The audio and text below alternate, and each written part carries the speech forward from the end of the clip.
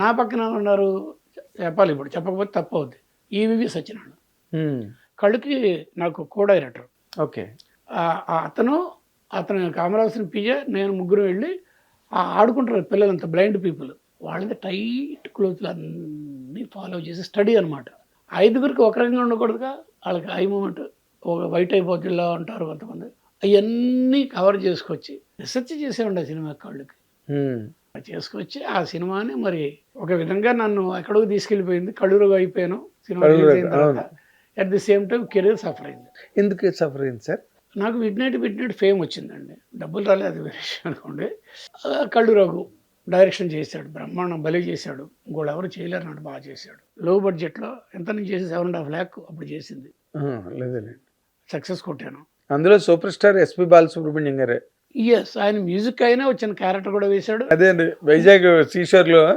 అది రెండోది ఏంటంటే, ఇంకోటి పెద్దది ఏంటంటే, సీతారామ శాస్త్రి ఫస్ట్ టైం జీవితంలో పాట రాయడం కాదు, పాడాడు. తెల్లారింది లేగండో కుక్రోకో కదా. అవునండి. సో ఇవన్నీ కలగలిపి నాకు పేరు వచ్చేసింది మొత్తం మీద. ఆ రావడం నాకు అడ్వాంటేజ్ అలా డిసడ్వాంటేజ్ ఏంటంటే, పీక్ రేంజ్లో ఉన్న నాకు కెమెరామెన్గా కళ్ళు సబ్జెక్ట్ కోసం వెళ్ళాను. ఎవరి దగ్గరికి? మా రామానాయుడు గారి దగ్గరికి.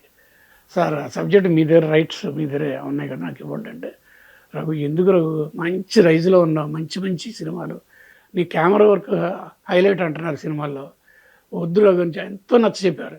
లేదు సార్ నాకు అది చేయాలని ఉంది సార్ అని చెప్పి గట్టిగా అడిగితే, ఆయన ఆల్రెడీ తాతిన రామారావు గారి డైరెక్షన్లో, గల్లుపూడి మారుతిరావు గారి స్క్రిప్ట్లో, అంటే స్క్రీన్ ప్లేని కలిపి 3 బైండింగ్లు రెడీ చేసి పెట్టారు తీద్దామని. ఎప్పుడు తీలా. నేను అడిగాను, ఏం సార్ మరి ఇన్ని సంవత్సరాలు అయిపోయింది కదా, 87 నేను ఆయన దగ్గర రైట్లకి వెళ్ళింది, నేను ఎప్పుడు చూసింది అది 1970, 17 సంవత్సరాలు 18 సంవత్సరాలు అంటే, నేను నిజానికి సురేష్ ప్రొడక్షన్స్కి 25th ఇయర్లో ఒక అవార్డు విన్నింగ్ ఫిల్మ్ తీయాలని మనసులో పెట్టుకుని తీసుకున్నాను రాఘు, ఎప్పుడు కుదరలేదన్నారు. అంటూ నేను ఇలాంటి ఎందుకు రిస్క్ చేస్తున్నారు అంటే, లేదండి మైండ్ ఫిక్స్ అయిపోయానండి, ప్లీజ్ నాకు ఇవ్వండి అన్నాను. ఆయన రైట్స్ అవన్నీ ఇచ్చారు. తన దగ్గర ఉన్న ఫైల్ కూడా వీళ్ళు ఇచ్చారు, ఇవ్వండి ఇలాగా. అలా నేను ఆయన చేతిలోంచి ఫైల్ నా చేతిలోకి వచ్చి రాకుండా కరెక్ట్ పోయింది, చీకటి అయిపోయింది. ఆయన ఒకసారి ఇలా అన్నాడు, ఆయన బాగా సెంటిమెంట్స్ కూడా ఎక్కువ ఆయనకి.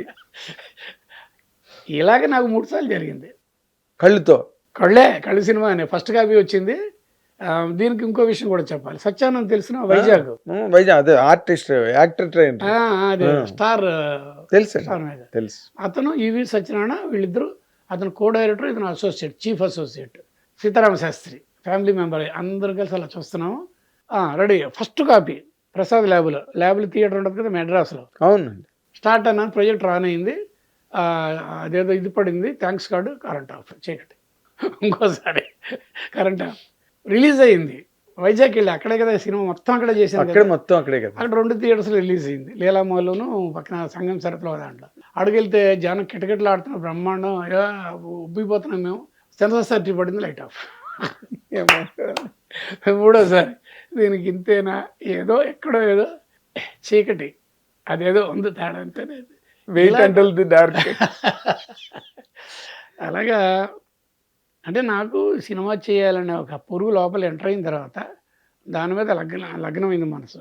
అదే ఎలా సఫర్ అయిందని చెప్పారు మీరు, చెప్తున్నారు. సఫర్ అవడం ఏంటంటే, డైరెక్టర్ అయిన నన్ను అప్పుడు దాకా కెమెరామెన్గా రఘు కావాలని అనుకున్న డైరెక్టర్లు చాలా ఉంచారు దూరంగా. అది దానికి రకరకాల కారణాలు. నా బాణా నేను ఒకటి అనుకుంటాను, అనుకోండి. అది ఏంటంటే, నాకు కొంతమంది ఎవరో చెప్పింది, నేను అడుగుతాను మీలాంటి అడిగితే, డైరెక్టర్ అయిపోయిన కెమెరాని పెట్టుకుంటే అతను చేసి ఇచ్చాడు అనుకుంటారు అంటారు. ఏముంది ఆయన చేతిలో పెడితే ఆయన చేసి ఇచ్చాడు అని అనేస్తారని మార్కు పడద్దు, ఇంకేదో అన్నారు. దానాదేని ఏంటంటే, ఇటు నెక్స్ట్ డైరెక్షన్కి నాకు సరిగ్గా ఆపర్చునిటీస్ రాలేదు, కెమెరా సైడ్ నుంచి వచ్చింది అనుకోండి, బట్ నా రేంజ్ పడిపోయింది. మళ్ళీ ఎదురు చూపులు, ఎవరు పిలుస్తారా కెమెరా, అలాగే సఫర్ అయ్యాను. మళ్ళీ ఎప్పుడు బ్రేక్ వచ్చింది సార్ మీకు? మీరు ఆ తర్వాత రామారావు కూడా డెత్ ఆన్ ది నైల్ కథ ఒకటి చేశారుగా, అగతా క్రిస్టిది, ఊటీలోని. అదే కళ్ళు తర్వాత నిజానికి కళ్ళు అంత సక్సెస్ అయింది కదా. అవును, నిజంగా అందరూ అన్నారు మంచి కమర్షియల్గా చేయొచ్చు కదా ఆర్టిస్టులు పెట్టుకుని, అంటే నేను దానికి ఒక సబ్జెక్ట్ రెడీ చేశాను. ఆ సినిమా అది కూడా మళ్ళీ హాలీవుడ్ ఇంపాక్ట్ నా మీద ఎక్కువ ఉంటుంది, చిన్నప్పటి నుంచి అంతే. నాకు 9వ సంవత్సరం నుంచి హాలీవుడ్ పిచ్చోండి నేను. Class of 84. 84 అవును. Bengaluru film festival opening film అది. సుమన్ వాళ్ళతో చేశారు కదా. చెయ్యలా, అదే రాబోతున్నా. అది నేను తీసుకున్న సబ్జెక్టు. ఆ, కళ్ళు తర్వాత ఆ సినిమా చేయాలి నేను. నాకు ప్యారలల్గా ఇద్దరు ఉన్నారు. యువి బాబు అని తమిళనాడు ఉన్నాడు. ఇప్పుడు మనోజ్ తెలుసుగా కెమెరామెన్, అంటే ఇప్పుడు రేసు గుర్రానికి కెమెరామెన్ ఎస్ మనోజ్ పరమహంసన్ డాడ్ అంటే యువి బాబు గారు, ఇవి బాబు. ఫిల్మ్ ఇన్స్టిట్యూట్ ఆయన తమిళకి రెడీ చేశాడు. ఉమ్. ప్రియదర్శన్ తెలుసుగా మలయాళం డైరెక్టర్. ఆ, మనకి చేశాడు కదా నాగార్జున. తమిళకి తీసుకు మలయాళం ఆయన, తెలుగుకి నేను, ముగ్గురు రెడీ అయ్యాం. క్లాస్ ఆఫ్ 84కి సేమ్ సబ్జెక్ట్ ఎవరికాళ్ళు ట్రీట్ చేసుకుంటున్నాం. నేను సుమన్తో, సుమన్ లెక్చరర్ క్యారెక్టర్ తెలుసుగా, సబ్జెక్ట్ తెలుసుగా, తెలుసు నాకు. రియల్ ఇన్సిడెంట్ అవును. అమెరికాలో అక్కడ యూనివర్సిటీ అక్కడ జరిగింది. ఆ ఎవరైతే తన వైఫ్ డెత్కి కారణమయ్యారో ఆ ప్రొఫెసర్ ఇలా నలుగురిని చంపేస్తాడు. ఇది నేను సుమన్ను పెట్టుకున్నాను, మిగిలిన ఏదో చేయాలి. అయితే సుమన్ను అప్పుడే అంతకు ముందే సుమన్ నేను అందరం కలిసి అమెరికాలో వెళ్ళొచ్చాం. 84 to 85 రిలీజ్ అయింది. అప్పుడు చిన్న గొడవలు వచ్చి అతను లోపల పెట్టారుగా. అవునండి. 3 సంవత్సరాలు ఉన్నాడు. అంటే 87 ఎండ్కి 88కి బయటకు వచ్చాడు.